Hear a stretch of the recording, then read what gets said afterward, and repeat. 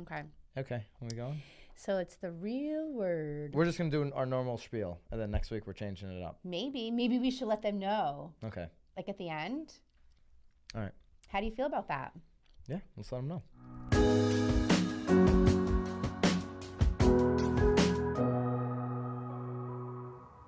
This is Byron Lazine and Nicole White, and you are tuned into episode 16 of The Real Word. I'm pretty sure it's 16. We got our driver's license today. Ooh, look at that. You planned the shit out of that. I didn't, but it worked beautifully. We're talking cars today. We are talking cars today. Who knew? We did, but we got our driver's license today. I did know. Which is why you gave that little your segue. Your screen is brighter than mine. Yeah, What's up with that? I have a brighter screen. Okay. That's true. So we're talking a Forbes article, which we'll link up, of course. And the caption just caught my attention right away, the headline rather. How driverless cars could disrupt the real estate industry. I feel like the it's a little bit more bold than the article really is. No. You think it's bold? Not bold? You think it's accurate? I think it's accurate. It's a great conversation. It's a very interesting conversation because I actually started listening, or I engaged in the reading of the article with a completely different idea of what I would be reading than what I ended up reading. All right, when you saw the headline, what do you think they were talking about? Like what was your initial thought? My initial thought, because obviously, I'm maybe a little self-absorbed when it comes to like, hey, it's about little.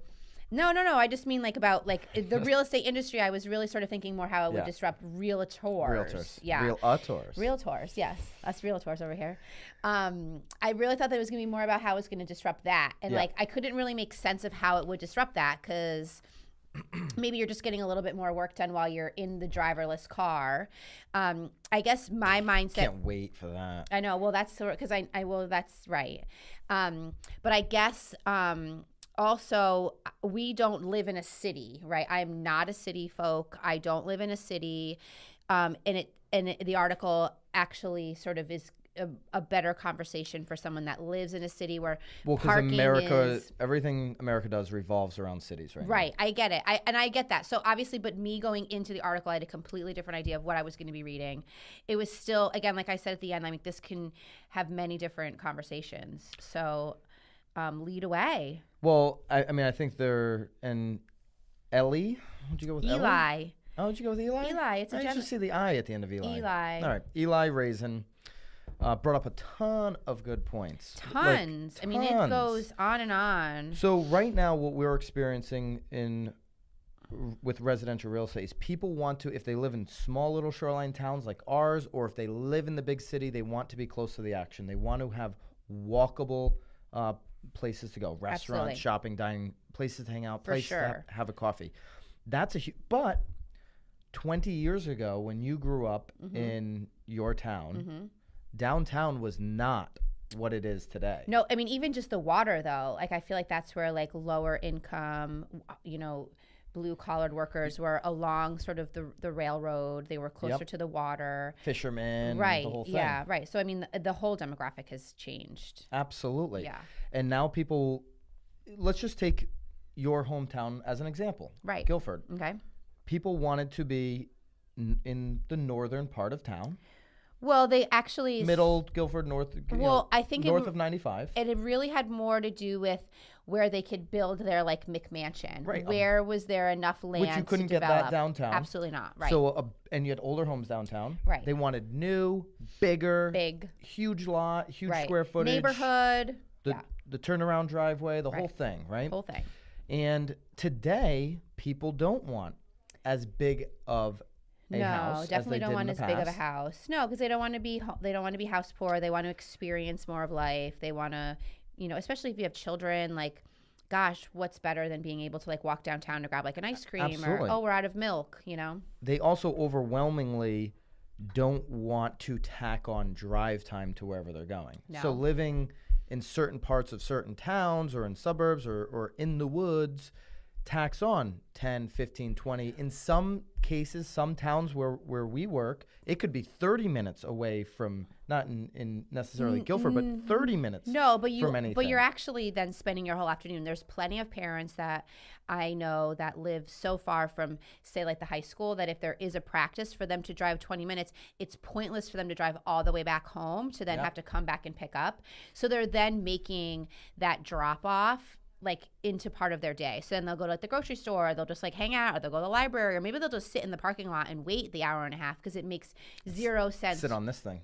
Right. I mean, and obviously that's not a horrible option if you have some work that you need to do. But yeah, I mean, people are just not even going home anymore in between. But think about the drive this. Is far enough. If you have a driverless car that's bringing you around, now there's that big house a little bit outside of downtown. Right. Maybe now I'll buy that at a discount because I know that I can use my time in my driverless car to order my groceries online, or you stay home and you put your kid or in you the just driverless stay home car. or whatever it may be. I get my work done, I get my emails done, whatever it may be. I feel I'm like not you're higher as than me. I bumped it up to have the dominance chair here. Clearly. Cheapers. Okay. But you can spend your time in the car or send somebody in the car, and it's not that big of a deal if it's a half-hour drive anymore because you're getting stuff done, which is why I think, and it talks about, and we'll get into the whole commercial side of real estate. Yes. It talks about the trains. I think people don't mind taking the train into the city over driving where we are here in Connecticut is because you can spend that 2 hours, 1 hour, however long your train ride is, using your phone, using your laptop, watching a movie, listening to a podcast, doing whatever you want. Right. So when they talk about the commercial real estate, right now in cities especially, people are buying up the premier commercial properties that are close to public transit, that have parking. Driverless cars dropping you off at work now means you could go off the beaten path a little bit, and maybe get even a better building that suits your needs, or a bigger building that you can grow into as a company at a lower rent. Right. And you don't worry about the parking as much. Right. Well, and that was another part of it. I mean, there were so many things he talked about in this article, because he was even talking about parking garages and, not having to sort of buy up so much land to just build parking garages. And then obviously if people then don't need to park their cars, like, goodness, what can be developed then where these parking garages are? I mean, there are so many things tackled in this article. It's actually, again, like going into it thinking that it was really more for like the realtor, how it would change our game.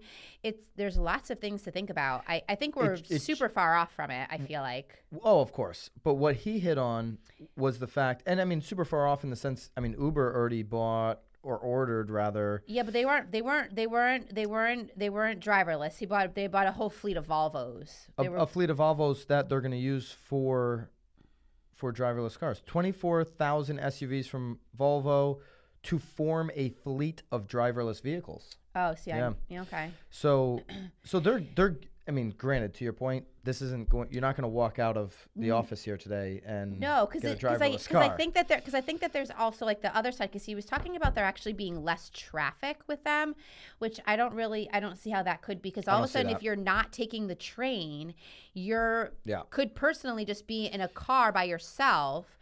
And so could everybody else that used to take a train. So I don't know how it's cutting back on traffic. What I do see is the ebbs and flows of and the cycles rather of how we live as humans. I think that right now there's this huge craze for downtown living, and that's going to 100% sustain itself over the next 10 years.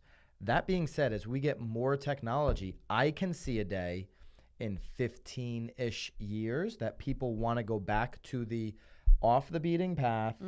When all this stuff plays out, think about 7 years down the road. There's driverless vehicles, and there's all this new technology, and there's AI, and there's all this stuff.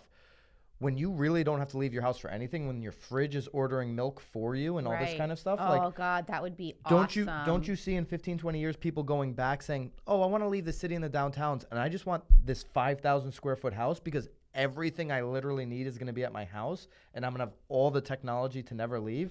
And people go back to that because it's happened over and over again. Yeah, I just don't know if I'd ever want 5,000 square feet. Listen, everybody's going to have personal differences. Right. I'm talking about the masses. Right. Right now, the masses, and the reason why the masses overwhelmingly want downtown living, right, is because your biggest buyer in 2018 is millennials. Right. What's your second biggest buyer? People retiring. Right. They both want the same thing, which is interesting. Right. The retirees want downsize, easy living, and so do the millennials. Right. So you kind of have the perfect storm right now for downtown living over the next 5-10 years. Right. But I could 100%, 15 years from now, see the reverse happen. And then all those houses that have, over the last 10 years, the baby boomers selling off these big houses at a discount, somebody scoops them up at a discount and the trend flips the other way. Right. Potentially. Yeah. I think so. Yeah. Because you're going to have so much stuff. You are never going to have to leave your house someday. Yeah. You're going to be able to do 3D printing at your house. Your fridge is going to be ordering stuff for you. Your mirror is going to be telling you how much makeup to put on. I love it. All these crazy things They'll be are going calling to be up happening. Ulta and getting me my mascara. You're going to have your own movie theater. Yeah. Wow. Look at you. You know. We'll have our own sound studio. You have your own and anything you want. Right. Right? Like, and so I do think that it's going to impact the cycles of real estate a little bit more. Well, but I think in all honesty, though, I mean, like everything else, something almost needed to happen in order to move in this direction because, you know, if there is such a high demand for, you know, again, this was mostly about cities. So if there was such a huge demand for city, I mean, you think of like even like San Francisco, you know, like even like the Bay Area. I mean, people that have been living there for years, like legit can't even afford to stay in their homes anymore because everybody wants to be right in that city. So you almost have to figure out a way to get the people out of the city a little bit more. And this is like I don't know if and on the short term, I think it changes nothing, which is why I'm talking 15 years because in the city, think about it. How many people are already just getting an Uber? Right. Which has a person in there, but that doesn't make a difference between them getting dropped off or not. They're getting dropped off where they work from the Uber driver or public transportation. So that's the biggest thing too. I mean, obviously, like it's great that Uber is staying ahead of it. I guess I'd almost maybe rather a driver just because like I feel like maybe I'm a little more old school. And then they're obviously like they're getting some money. Like it's just like maybe better for the economy. But I'd rather anybody driving except for me. But there's going to be certain dudes that are not giving up the Ford F-150. Like there are people that are not going to give up their cars very easily. No, but again, like, and this conversation was more around city. Yeah. So if you're not in a big city where parking is scarce, or you know you're trying to get a bigger commercial spot, I mean, this is kind of a moot point because if you're going to be Ubering from like Guilford to Brantford or getting Uber Eats in a small this doesn't change what it is that you're doing. Maybe it makes your life a little bit more convenient because no, it doesn't even really, I don't even feel like it changes much because like even if I needed to like Uber my kid to like a sporting event because I couldn't do them, like it's all when the technology's played out where you own your own driverless vehicle, that's where it really changes the game. Right. When it's played out all the way through, like it's going to start with these Ubers and different things like that. And when it filters out to the end consumer where like, you know, like when CD players first were installed in cars and like you know you didn't have to play the tape cassette like like it played out where then everybody had a CD player. I still wish I had a CD player once in my it plays out where everybody has the functionality, and there's going to be so much, and that's why I mean 15 years could even be, I mean the rate we're going it could be right on, but it could be more than that. Like people are going to have to be retrained on how you drive. Oh, absolutely. And the whole thing. Oh, my goodness. Laws will have to change because then what? Like, are you partying in the car? Who's responsible for the car? Oh, you're definitely 16? partying in the car. I mean it gives road soda a whole new meaning. Road soda goes to road whiskey. All right, cool. Great article, though. Again, you guys should read it. I'm curious to see what you think because, again, there's lots of touch points there. Again, we don't live in the city, so I'm kind of curious to see what the people that live in a city, how they see it changing their commute, how it maybe is going to change or affect their lives. Not even socially, but obviously work-wise, too. Like, will you take a driverless car over a train, or is it that a train is just actually getting you to work quicker? I mean, if you take a subway in New York, I'm sure it's much faster than sitting in traffic at 15 million red lights. So it doesn't eliminate that. If the subway's right below your building, you're going to walk down to right. So there's so many different variables. Absolutely. We'll link it up. It's a long read, but it's a good read. Check it out. Drop us a comment. Let us know what you think about driverless vehicles, and we might do some changes to this. We're definitely changing some formats to the show. I'm kind of excited. We decided on this like 13 minutes ago.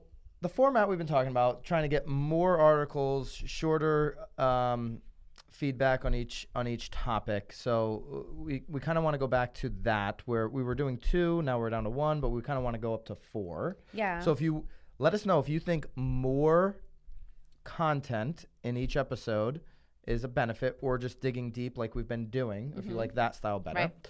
And then we're thinking about changing the name of the show completely. But maybe that's what so if you guys have been listening to the end, throw us some names. We have a name in mind. Throw us some names. We have a name that we really like. But love it. Or just tell us if you're super passionate about the real word. I am super passionate about the real word. I feel like it's not going to go away. We'll definitely probably make a sign and hang it up somewhere, just because like that's how we started. Yeah. It's like, for everybody that did drop us a clam chowder and dropped us a P, there was people that dropped the P. We've got stuff coming for you, so stay tuned for Thank you for that. And let us know how attached you are to the name The Real Word, and we'll see you guys next week.